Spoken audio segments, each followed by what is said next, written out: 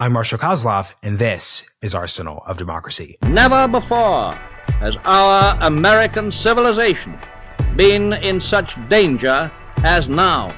Danger against which we must prepare. But we well know that we cannot escape danger by crawling into bed and pulling the covers over our heads. We must be the great arsenal of democracy. For today's episode, I'm joined by my Hudson Institute colleague, Riley Walters. Riley is a senior fellow and he covers Taiwan, looking at the issue through the lens of national security, technology policy, and economics. There was a lot of interest about what it means if there was some sort of contingency with China. What would happen if there's, say, a PLA blockade around Taiwan, or if there was just an outright invasion where war happened and we can no longer access the chips that Taiwan makes. An estimate I came up with was pretty significant. If the world were to lose access, if the United States were to lose access to the chips made in Taiwan, it could be far worse than what we experienced during COVID, far worse than what we experienced during, say, the Great Recession, the Great Financial Recession of 2009. So pretty significant. About 8% of U.S. GDP would be at risk. Riley also just moderated an event at Hudson focused on unpacking the Taiwan election earlier this month. So to learn more about that, you should click the link in the show notes. Hope you all enjoy this conversation. See you all next time. Riley Walters, welcome to Arsenal of Democracy. Thank you for having me. Great to have you, Riley. So we're going to obviously get into Taiwan, the election, what it means for Taiwan itself and for the United States this year. But first, because you're a Hudson colleague, and I'm sure we'll be featuring your voice more on the show this year, how about you introduce yourself and the work you do at Hudson? Well, my official title, I'm a senior fellow here at Hudson. I work primarily with the Japan chair on some of our Northeast Asian issues, but I also cover Taiwan a lot. I like to say, a lot of my work is the intersection of economics, technology, and national security. So whenever there's an issue around, let's say, trade or geopolitics or things that affect global supply chains, it's generally an interest of mine, and so I'll sometimes comment on those issues. Yeah, I'd love to hear then maybe an articulation of why this intersection of economics, technology, and national security means something, especially in this Taiwan and Japan context for folks. So my background is in economics, which is funny. So academically, I studied economics. I have a master's in economics. And then for whatever reason, I decided to enter the think tank world. And so that's where I kind of ended up picking up more of this sort of national security, geopolitical, foreign policy perspective. And I also historically have an interest in Japan. I lived in Japan for a couple of years, and so that's sort of where the Northeast Asia side of things comes in. And so, for Japan and Taiwan, two very small islands in the Northeast Asia in the Pacific, which rely heavily on international trade and investment. Economics is very much tied to geopolitics, and so for the Japanese and the Taiwanese, whenever let's say they like to say whenever the United States and China are going at each other's throats, it definitely affects a lot of the business sentiment in their countries. And so, as you can imagine, there's a lot of business interest in geopolitics. And so it's definitely an exciting world, especially I think today there's definitely a lot more interest in sort of how economics intersects with foreign policy. Yeah, and I think speaking of Taiwan, obviously, then the main thing that folks will be really interested in here is just the unpacking of the election results. You earlier in the day did an event at Hudson featuring multiple folks discussing the Taiwan election results. I'd love for you as the moderator to give us a quick readout, not only who you featured in the conversation, but what the different angles were that were really relevant to unpack the issue. Yeah, happy to. So yeah. We hosted an event today called A Look at Taiwan's Election Results. We had Bonnie Glaser from the German Marshall Fund, Ryan Haas from Brookings Institute, and Russell Shao from Global Taiwan Institute. And each of them took a their own respective view on Taiwan's election results. Bonnie spoke about how it affects U.S.-Taiwan relations. I think she's definitely optimistic about how within the United States, there's certainly bipartisan support for Taiwan, but what it means for Taiwan, given the results of the election, there's definitely, I think, a need for more bipartisan dialogue, not just within the United States, but within Taiwan as well, regarding the U.S.-Taiwan relations. And so I'll get to the results of the election in just a minute. That might kind of help clarify her point of view. The second was Ryan Haas. He looked at this from the Taiwan-China side of things, cross-strait relations, as we often call it. And for his point of view is, the way that Taiwan politics sort of rolled out, I guess, over the election. The KMT, the Kuomintang, which has traditionally been the party that is sort of seen as pro-engagement with China, they did not win the presidency, but they did sort of start to pick up seats in Taiwan's legislative body. And so it's a bit of back and forth about how Beijing might interpret this. On the one hand, obviously, Beijing is going to have less, I'll say influence, but I don't want people to perceive this as meaning influence in the sense that Beijing has a say in how Taiwan policy is made or how Taiwan is governed, but influence in the ability of Beijing to have more dialogue. So with Taipei, and so with the DPP winning the presidential office, it means that Beijing won't have as open of a dialogue or road to dialogue with the Taiwan's president's office. But on the inverse of that, sort of the flip side of that, given that the KMT did pick up seats in Taiwan's legislative body, maybe there's hope that, at least from Beijing's perspective, that Taiwan isn't completely lost from sort of the greater argument that Beijing makes, which is Taiwan is simply just a province of China destined to be reunified with the motherland. That's the other perspective. And so finally, Russell Shao talked about what the election meant internally, again, sort of playing off of the results, how while the DPP did win the president's office, they did lose out in the legislative body. And so, some of that might have to do with party fatigue. We have seen a DPP president and legislative body over the last 8 years. And there's many other factors that can contribute to either the fatigue of the party or just general change in political sentiment from just the overall changing security environment around Taiwan or the sort of the economic stagnation. I don't want to say stagnation, but slowing of Taiwan's economy that could have certainly affected that. And so I guess if I could just kind of go over the quick results of the election. Yeah. William Lai, he is the new president-elect. He is with the Democratic People's Party, which is the same party as the current administration, Tsai Ing-wen. So they'll be inaugurated in May. At that time, we'll have a new legislative body as well.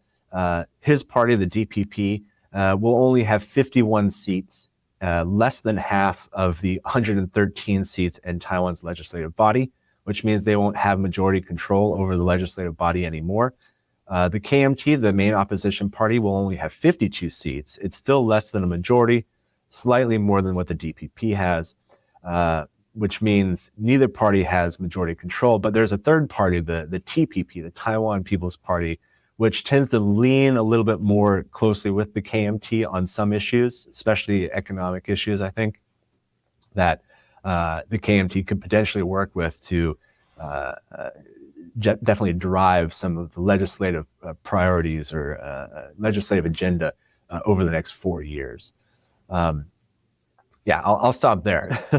Yeah, no, that's a great summary of it. I think the first question folks are probably going to wonder is, if we're looking at the election results, to what degree were the cross-strait relations / the U.S. relations buckets that you outlined the core versus like domestic political concerns in terms of the actual debate between the parties? Yeah, I mean, they definitely are significant, but not the only factor in a lot of these in elections. I like to try and compare it with U.S. elections. If we think about midterm elections, for example, midterm elections are very local elections compared to presidential elections, which are national and tend to have more of a foreign policy point of view. There's much more discussion about national security, defense, things like that. And so because this was a presidential election, there was more of a discussion on international affairs, on cross-strait relations, of U.S. Taiwan policy. It did weigh significantly in the election, but it wasn't the only other thing. Other big issues were certainly the economy. There's a lot of concern about wage growth versus inflation, what that's meant for Taiwan over the last few years. What does it mean for the fact that Taiwan's economy is starting to slow down a little bit? The thing about the Taiwanese economy is it actually did pretty well during COVID. There was a lot of demand in the United States and Europe and elsewhere for things like personal electronics, computers, Pelotons, as people were working more from home. And so that really boosted Taiwan's exports. But now, as the world sort of comes off of that, it means fewer exports, fewer demand for Taiwan exports. But what does that mean for Taiwan's economic growth? And so there's concerns that things will continue to slow down a little bit. Another issue is housing. The ability to have affordable housing in Taiwan is a big concern, especially for the youth. Youth who don't have great job experience, who aren't making the same level of wages that perhaps their parents have, but obviously want to start lives of their own, and which can hopefully potentially contribute to a low birth rate, fighting off the low birth rate that Taiwan has. And so there's a myriad of issues, a lot domestic, but as we've already said, there is more of a cross-strait focus, U.S.-China focus, U.S.-Taiwan focus, a little bit of U.S.-China focus in there as well. But really, I think the top line of perhaps of the entire election was really the candidates themselves weren't too far apart on a lot of the big ticket items, such as cross-strait relations or U.S.-Taiwan relations. There's definitely a sentiment, I think, shared across all three of the major parties that obviously the U.S.-Taiwan relationship is one of probably the most important relationships for Taiwan. The cross-strait relations are complicated for a variety of reasons. One being the KMT has traditionally had more of a conversation with Beijing on things like economic opportunities, trade, investment, tourism, things that again they kind of hope to rely on in this past election. And the DPP has said they are willing to communicate with Beijing. But Beijing has consistently, for the last 8 years, have basically said they don't want to talk with the DPP at all. That includes the Tsai administration, especially William Lai, who they perceive as sort of a pro-independence radicalist. I can't remember all the nasty terms they've used for him, but this is the problem, of course, with international negotiations. Is it does take two parties to actually talk, but like I was saying, there's on the top line issues, there's really not a whole lot of daylight in between them. Probably the biggest difference is that I think the KMT and the TPP delivered a message where they are much more willing and able, because Beijing is open to it, communicating with Beijing on certain issues than the TPP is able to do, or is able to do. Yeah, I think what I'm really curious about, I think I haven't seen this discussed as much in the post-ops after the election results. I would love for you to talk about the past 8 years of Taiwanese politics, just because, crucially, this was the first time a Taiwanese political party has retained power going into that third term. So that's a key detail. But two, just from an American perspective, Taiwan has as a topic has just become much more central in our political debates in a way that just wasn't true before 2016. Everything from, once again, the U.S.-China relationship and the tensions there, to the COVID period, to the debate around semiconductor manufacturing. We'd love for you just to talk about the past 8 years and how that may have played a role in the continuance of the DPP's power. So I was actually in Taiwan for the election. I was lucky enough to observe it firsthand and speak with some people there. And so maybe some anecdotes I could provide. Obviously, they don't necessarily reflect the entire Taiwan population, but I think they are helpful in sort of understanding why this election unfolded the way it did. And so some of the people who we spoke with there, the way that Taiwan's election works is you have 3 votes that you cast. You vote for which president you would like, you vote for your direct legislative representative, and then you vote for a party which gets a proportional distribution of 34 seats within the legislative body. And what a lot of people wanted to do at that time, or what a lot of people said they were interested in doing, was splitting the vote between the Lai as a presidency, continuing what Tsai administration has done, but also find a new party, new opportunity, checks and balances, whatever you want to call it, party fatigue, so that there is much more of this mix. And so I think what that has to do with like the last 8 years of Taiwan politics is another thing that people have said about this election was it wasn't as emotionally charged as in the past. So in 2016, when President Tsai Ing-wen came in, she came in off the heels of sort of the Sunflower Movement, which was called at the time, which was in response to Ma Ying-jeou, the former president, and the KMT, and their efforts to expand economic partnership with China. There was a lot of opposition to that. Ko Wen-je, actually, as well, the candidate for the TPP, also came out of that movement at the time.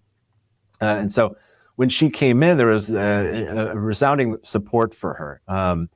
She won with a significant public opinion, and sort of carried that mandate on since during that time. The time since then, though, however, there has been sort of a bit of growing frustration with the DPP in its ability to, it's always hard to keep everyone happy all the time. Mm-hmm. But we did see in 2020 when President Tsai was reelected, this is actually interesting enough. This election, 2020's election, had the lowest voter turnout of any election at the time because a lot of the sense was the common thought was that President Tsai was such a shoo-in to re-win the election that people just didn't even bother showing up. And so that goes to show, I think, there was a lot of continuity there in interest in her continuing. And so what it means now, I think, based off of that is people, I think, appreciate the way that she sort of governed Taiwan. And William Lai, who is the current vice president, when he comes in, is seen to be much more of seemed to mostly be a continuation of that leadership. But there is a growing dissatisfaction with the DPP as a party. There's a growing dissatisfaction with the KMT as well. And so that's why we saw the third party, the TPP, which only has 8 seats, but an important 8 seats in Taiwan's legislature as a growing third option as well. I'm hoping basically what all this means is that it offers sort of greater debate within Taiwan's politics. Hopefully it doesn't end up, slowing things down as we might experience here in Washington, where things become a little bit too partisan. I hope it actually offers more debate and transparency into Taiwan's policy making. Something I'm curious about then, given these parties, and maybe you can reject this if the metaphor doesn't quite work, but where would you place the KMT, the DPP, and the TPP on the left, right, center spectrum to kind of help American listeners understand better? Sure. A bad analogy, I would say, is the DPP is much more left, and so they are the Democratic Progressive Party, and so they tend to promote more of the traditional progressive ideas, much more emphasis on equality, diverse marriage rights, labor interests, environment, for example. While the KMT might be more sort of on the conservative side, more of a rejection against non-traditional family constructs, and more of a leaning toward business interests, for example. These are poor analogies, of course, but that's probably how I would differentiate the two. And then the TPP is still a relatively new party. They do tend to align more with the KMT, but the way that they've sort of presented themselves is a third party, middle party. So, somewhere in between the two of them. And what that means, I think we're we're going to find figuring out. They have 8 seats to kind of make that a little clearer. So, okay, in this last section, then, I like you introducing the work that you do along the lines of the technology, the economics, and the national security. Obviously, I don't think Taiwan is going to be a huge hot button issue for the American political system during this election year in this country. But obviously, it's going to be a huge issue at a policy level and going into 2025. So I'd love for you just to kind of unpack the questions or issues or priorities facing the U.S. when it comes to Taiwan and the Northeast Asian region you cover. So let's start with technology. What are the open questions or just areas you are interested in exploring that you think other policymakers should focus on? Well, it's not. It's something I think a lot of people have already paid attention to. But when we talk about Taiwan and technology, we have to talk about semiconductor production. They are the world's leading producer of high-end semiconductor manufacturing, and they're leading. One of their leading semiconductor companies, the Taiwan Semiconductor Manufacturing Company, or TSMC, does currently have manufacturing ongoing. Construction for manufacturing ongoing in Arizona, as well as Germany and Japan and elsewhere. And so, I wrote about this actually last year. There was a lot of interest about what it means if there was some sort of contingency with China. What would happen if there's, say, a PLA blockade around Taiwan, or if there was just an outright invasion where war happened and we can no longer access the chips that Taiwan makes. And an estimate I came up with was pretty significant. If the world were to lose if the United States were to lose access to the chips made in Taiwan, it could be far worse than what we experienced during COVID, far worse than what we experienced during, let's say, the Great Recession, the Great Financial Recession of 2009. So pretty significant. About 8% of U.S. GDP would be at risk of losing that. And so pretty significant. Taiwan, I think, in their own national interests, they are encouraging diversification of supply chains. That's why you see TSMC going into friendly countries like the United States and Japan. But there's also still an interest to keep a lot of that production domestic. They, for example, are not planning to export the highest end technology that they have for production to the United States. Obviously, they're willing to sell that production, but they want to keep the manufacturing of it at home.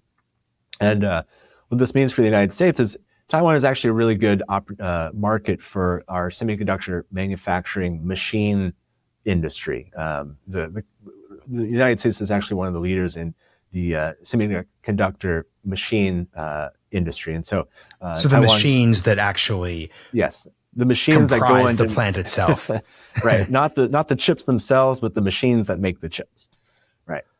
Can we stay there for a second? Because that's really interesting. Because basically, as you know, the broad story is America is the country that innovated the early, semiconductor microchip revolution. Eventually it outsources, and the Taiwanese and other countries eventually take the lion's share of the innovation and kind of the outcome there. How is it that we are so dominant at when it comes to the actual machine parts versus the actual assembly? Like, what's the gap between those two things?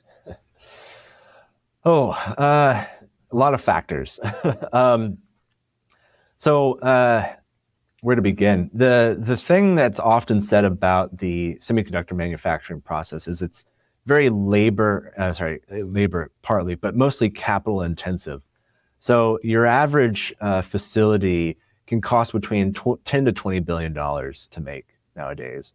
And one of the things that the US has actually had a disadvantage of is things like capital costs, labor costs, regulatory costs, actually make building these kind of facilities in the United States anywhere between something like 30 to 80% more expensive than it is in Asia. And so that's why a lot of companies don't even bother really with the manufacturing anymore. The United States is the leader in the chip design, which is quite different than the manufacturing of it. And so that's where companies have tended to go over the last 10 to 20 years. And so then we just simply export the manufacturing to Taiwan, which has proven itself to be, again, a leader in that. But then thankfully, of course, they buy the machines which we make to help facilitate that production. And again, it's slightly different costs to design and cost to market for the various industries. From a foreign policy, domestic politics perspective, the reality of, we come up with the designs, we cost effectively build a lot of the parts for the actual factories. It was fine to outsource the actual assembly, because if you're not thinking about this through a national security or supply chain resiliency lens, that's all fine. Obviously, that changes with both U.S.-China tensions after 2016, but also just the clear resiliency impacts you had after COVID. We've now done a variety of efforts, including the CHIPS Act back in 2022. How would you assess the American efforts to at least increase our ability to have a degree of semiconductor manufacturing independence? It's slow going, honestly. Recent reports have already said, TSMC and Samsung, the Korean company, are delaying the manufacturing of their facilities because they're not sure when or how much of the actual grant funding from the CHIPS Act they'll be getting, and so it slows things down. The thing though is, I think a lot of focus tends to be on the chip itself production, but there's, like I said, there's so many different layers to the production process. One of them being the assembly, testing, and packaging side, which is one of the final steps to, the actual full production process. And actually, the United States has very little of this because it's so labor, it's such a unprofitable business, really, that it's probably one of the first things to be exported as a sort of a chain in this supply, a link in the supply chain. So that's why much of that assembly, testing, and packaging happens in Taiwan as well. And yes, the State Department and through the CHIPS Act, they've got grants and funding to kind of help reshore a lot of this. But labor costs are not cheap in the United States, and regulatory costs to build new facilities are cumbersome. And we have to deal with various state and federal regulations that can slow down the process of getting the clearances to do a lot of this manufacturing. I mean, the United States is obviously the world's number one economy, but we have a lot of regulatory hurdles here that makes doing business pretty hard sometimes. Yeah. So I think you covered the intersection of the economics and the technology well there. So we'll just close on the national security part of your work. If we're looking at the choices and the debates the United States needs to be debating this year, 2024, obviously, what are the national security side of those questions? Well, I don't want to spend too much more time on chips, but there's definitely a national security consideration for the availability of chips. The diversification that we're seeing, I think, can help mitigate some of that. So, instead of just getting we don't get all of our chips from Taiwan, but a significant amount of our chips from Taiwan, as production comes online domestically in Arizona through TSMC or Texas through Samsung, or Intel's own capital investments, we'll start seeing a lot more domestic production there. And so that's chips. Will always be on the mind, I think, of a lot of economists and national security folks. But to kind of go back to the hard power security stuff, which is also part of my portfolio, I think there's a lot of interest in America's defense industrial base, whether we have the production capacity to not just meet our own needs, but to meet the demand of our friends and allies. We just sold 400 Tomahawks to Japan. They're sending us Patriot missiles. The Taiwanese consistently buy military weapons and equipment from the United States on an annual basis. And so making sure that we have the production capacity and that they also, in their own respective interests, are investing in the right technologies as well, and making sure that those things are continuing and possible. And so keeping an eye on for example, just spending levels and, of course, how things unfold across the Middle East and Europe to, again, be able to match supply with demand. I think that is an excellent place to leave. Riley, are there any other bits of writing or events you recommend that listeners and viewers to Arsenal of Democracy follow up on if they're interested in hearing more about your work? Yeah, across the Hudson.org website, we have a variety of papers and events that talk about Taiwan and Japan, the quadrilateral strategic dialogue, the Quad, partnership that we have with Japan, Australia, and India. There's, I think, a lot of material out there if people are interested in this, but more to come because there's always there's just so much more work that needs to be done as we hope to not just build our own defense and support our strategic interests, but on economic issues as well. I don't think enough people pay enough attention to the economic interests of not just countries at a national level, but businesses and individuals as well. Well said, Riley. Thank you for joining me on Arsenal of Democracy. Of course. Thanks for having me. Thanks for watching. Don't forget to hit subscribe below so you don't miss any episodes of Arsenal of Democracy.